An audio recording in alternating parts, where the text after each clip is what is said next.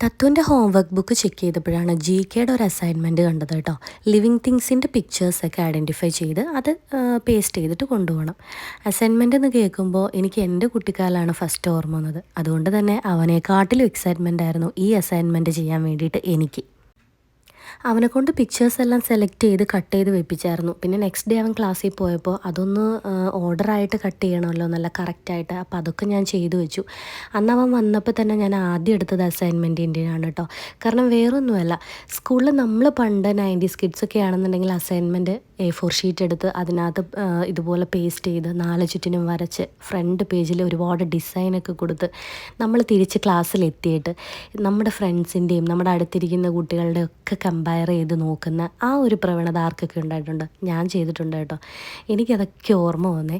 അപ്പോൾ അവൻ്റെ first അസൈൻമെൻറ്റാണ്. Assignment എന്ന് പറഞ്ഞാൽ എന്താണെന്ന് പോലും അവനറിയില്ല, അവനത് കണ്ടിട്ടുമില്ല. അപ്പം നമ്മളൊക്കെ ചെയ്തുകൊണ്ടിരുന്ന A4 ഷീറ്റിലാണല്ലോ, ഇതവൻ്റെ നോട്ട്ബുക്കിൽ തന്നെയാണേ. അപ്പം ഞാൻ അവൻ്റെ കൈ വെച്ച് ഇങ്ങനെയൊക്കെ വരയ്ക്കുകയാണ് കേട്ടോ.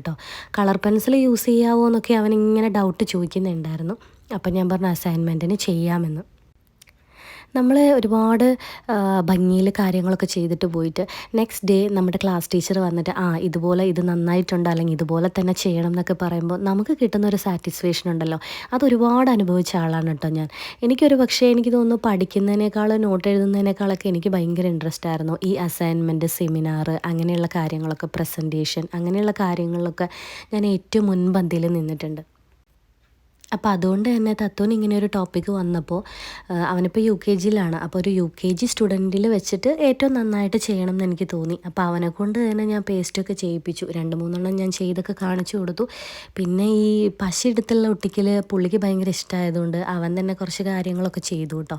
പിന്നെ പെൻസിൽ വെച്ച് നമ്മൾ എഴുതിയൊക്കെ കൊടുത്തു, കുറച്ചൊക്കെ അവൻ തന്നെ എഴുതി. എല്ലാം കഴിഞ്ഞ് കഴിഞ്ഞപ്പോൾ പുള്ളിക്ക് ഇഷ്ടപ്പെട്ടെ. നെക്സ്റ്റ് ഡേ ക്ലാസ്സിൽ കൊണ്ടുപോയിട്ട് ടീച്ചർ അതിനകത്ത് വെരി ഗുഡ്, എക്സലൻ്റ് എന്നൊക്കെ ഇട്ട് തിരിച്ചു വന്നപ്പം അവൻ ഭയങ്കര ഹാപ്പിയായിരുന്നു. പണ്ട് എനിക്കൊക്കെ സ്കൂളിൽ അസൈൻമെൻറ്റും സെമിനാറൊക്കെ തരുമ്പോൾ ഒന്നിന് പുറകെ ഒന്നായിട്ട് തരും. കാരണം 7-8 സബ്ജക്റ്റ് ഉണ്ടല്ലോ.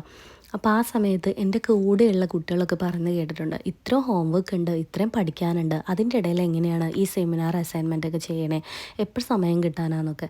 പക്ഷേ എനിക്ക് തോന്നുന്നു ഞാൻ ഏറ്റവും ആദ്യം കംപ്ലീറ്റ് ചെയ്തിരുന്നത് ഈ അസൈൻമെൻറ്റ് സെമിനാറാണ് കേട്ടോ. അതൊക്കെ എനിക്ക് ചെയ്യാനായിട്ട് ഭയങ്കര ഇഷ്ടമുള്ള, നമുക്ക് ടോപ്പിക്കിനെ കുറിച്ച് അറിയില്ലെങ്കിൽ അത് അന്വേഷിക്കാനും കണ്ടുപിടിക്കാനും അതിനെക്കുറിച്ച് എഴുതാനൊക്കെ എനിക്ക് ഭയങ്കര ഇഷ്ടമുള്ള കാര്യമായിരുന്നു. ഞാൻ ഹോംവർക്കും മറ്റ് പഠിക്കാനൊക്കെ എന്തുണ്ടെങ്കിലും അതവിടെ ഇട്ടിട്ട് ഇതിൻ്റെ കാര്യം ഫസ്റ്റ് തീർക്കാനായിട്ട് ഞാൻ നോക്കാറുണ്ട്. പിന്നെ അതെല്ലാം ചെയ്ത് കഴിഞ്ഞാൽ ഒരു 10-20 വട്ടം ഞാൻ തന്നെ അതൊന്ന് കണ്ട് ആസ്വദിക്കാറുമുണ്ട്. നിങ്ങളങ്ങനെയാണോ?